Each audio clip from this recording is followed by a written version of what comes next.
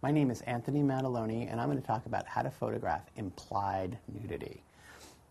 Now, certain types of boudoir photography, even photography of, moms, pregnancy photography, just portrait photography. You don't maybe necessarily want to have your subject nude, and maybe your subject doesn't want to be nude.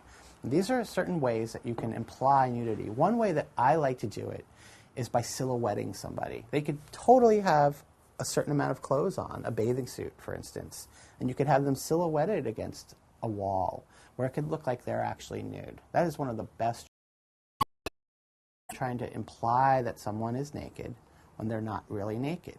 And you want to use an image like that in a photo story, or basically maybe even someone wants that image for their wife or their husband, but they don't want to be naked in front of you as a photographer. So that's one way that you can use implied photography. You could also use Photoshop to capture your image.